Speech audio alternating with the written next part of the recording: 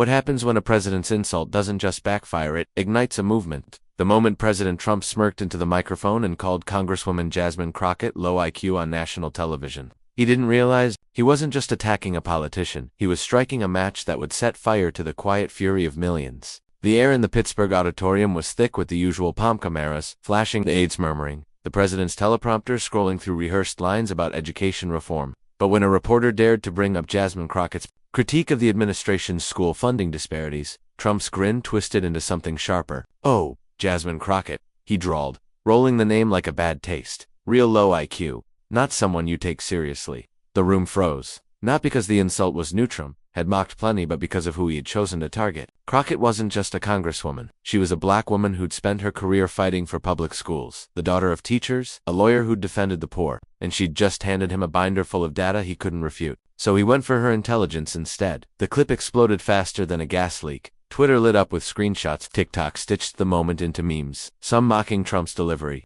others zooming in on the split-second flinch of a female reporter in the front row. But the real shock wasn't the insult. It was Crockett's response. Or rather, her lack of one.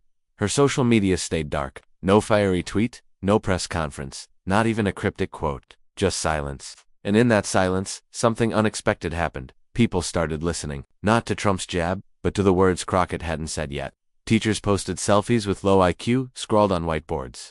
A nurse in Detroit filmed herself holding a stethoscope to her temple, deadpanning. Yep, still works. The internet wasn't just angry, it was waiting. Behind the scenes, Crockett's team braced for the storm. Her chief of staff, Rubin, paced their DC suite, tracking the hashtags climbing like wildfire.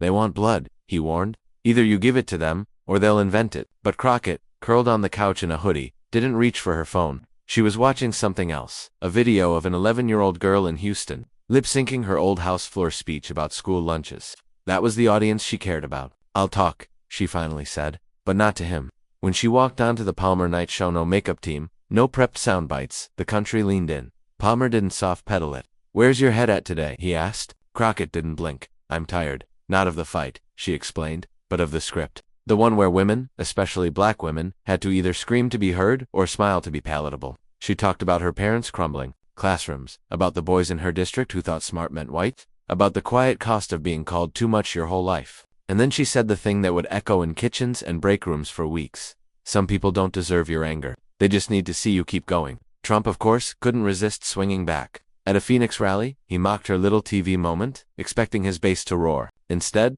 the crowd rustled like a deflating balloon. Even Fox News hosts hesitated. "Say what you want about her policies," one admitted, "but you can't call that weak." Meanwhile, Crockett was in Dayton, Ohio, sitting cross-legged, in a middle school gym, listening to kids confess they'd stopped raising their hands because they were tired of being laughed at. A photo of her helping a student scrawl a letter to Congress. "We just want better drums" went viral without a single press release. By the time Crockett slipped back to her childhood home in Waco, the storm had shifted. Letters piled on her desk from students, from grandparents, from a mechanic in Arkansas who wrote, "Been called dumb so long I believed it. Not anymore." Her father, a retired science teacher, handed her a note from a colleague. "You didn't just defend yourself. You gave us back our words." And so the question lingers. What happens when an insult doesn't break someone but unbreaks everyone else? Comment below. When was the last time silence spoke louder to you than a shout?